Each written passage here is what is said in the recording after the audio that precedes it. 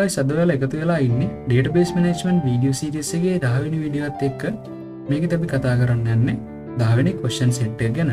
ඉතින් අපි මුලින්ම question එක බලමු. අපිට දෙනවා Graphically Central College was the only active school in the area during the war season. There were only 15 students in the school. Also there were only 5 teachers and one of them was the principal of the school. The principal decided to add all student details in student attendance marking system too. He would be able to mark the attendance after the main morning assembly at once.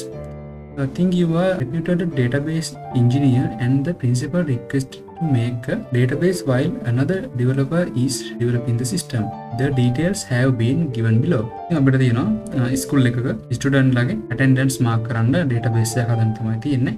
අපි මේ විදිහට table දීලා තියෙනවා අපිට මුලින්ම student table එකක් දීලා තියෙනවා. ඊට පස්සේ grade එක, village එක, transport එක දීලා තියෙනවා. ඉතින් අපි මුලින්ම මේකේ database එක හදා ගන්න ඕනේ. මම මේකේ database එක හදාගන්නේ ER diagram එකක් පාවිච්චි කරලා MySQL Workbench එකෙන්.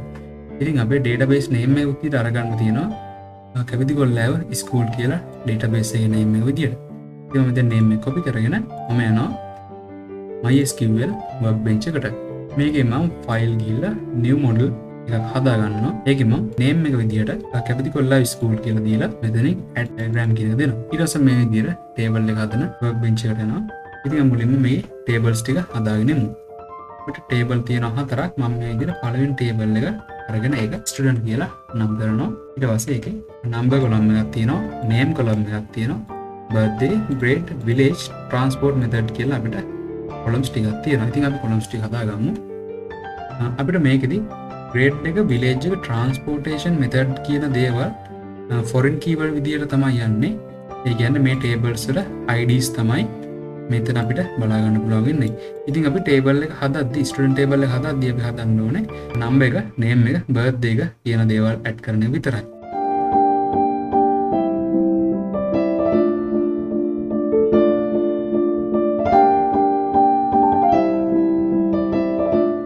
ඉතින් මේකට student table එක හදා ගන්නවා. අපි ඊටු table ටිකත් හදමු.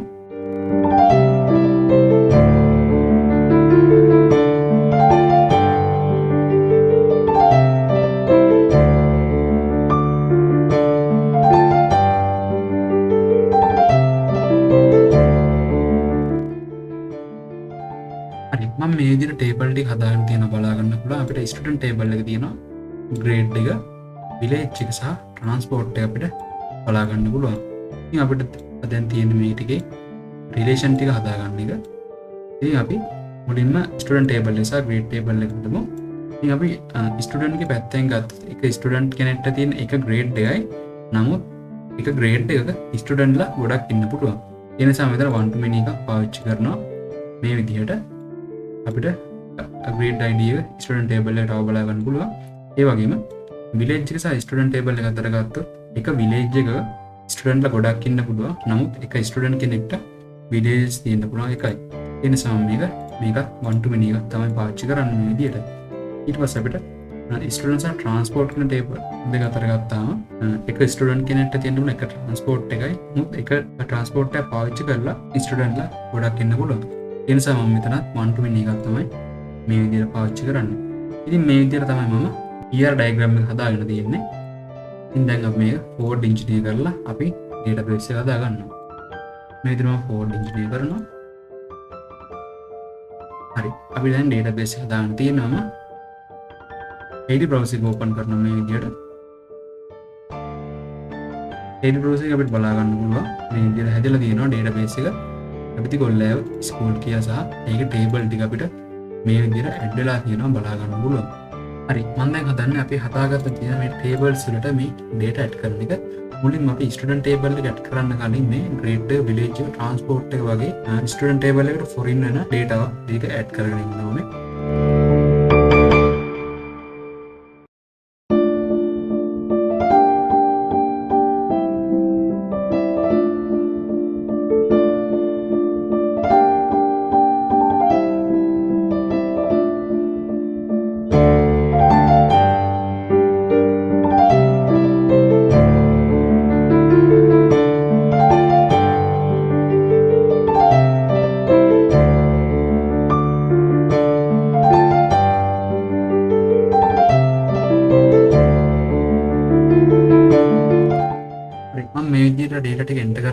කරනවා. අපි බලමු ඊළඟ question එක මොකක්ද කියලා.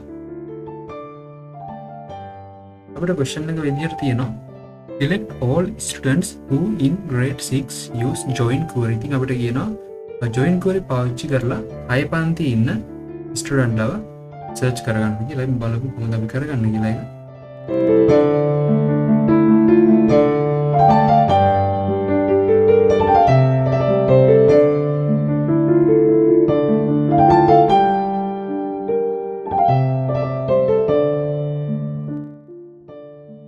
මම query එක ලියාගෙන තියෙන අපි run කරලා බලමු 6 පන්තියේ ළමයින්ගේ details අපිට එනවා කියලා.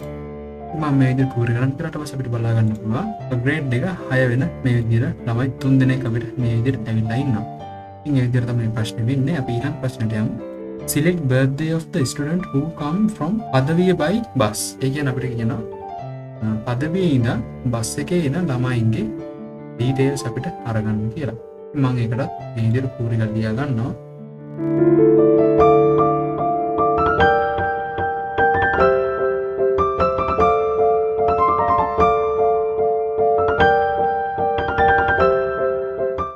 ඉතින් මෙහෙදම query එක හදාගෙන මේක මම run කරලා බලනවා.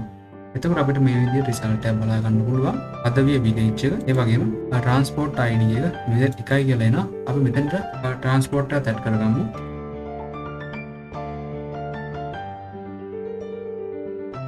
හරි. මේ විදිහට query එක run කරාට පස්සේ අපිට බලා ගන්න පුළුවන්. village එක පදවිය කියලා එනවා. ඒ වගේම transport method එක අපිට bus කියලා එනවා. ඉතින් මේ විදිහට තමයි මේ question එකත් ඉවර කරගන්නේ. අපි ඊළඟ question එක බලමු. ඊළඟ question එකේ තියෙනවා අපිට select name of the student who study at grade 9 and come from Mihintale on foot. ඉතින් අපිට කියනවා 9 පන්තියේ ඉන්න මිහින්තලේ ඉඳන් පයින් එන අයගේ details ගන්න කියලා තමයි කියන්නේ. ඉතින් මම ඒක මේ විදිහට හදා ගන්නවා.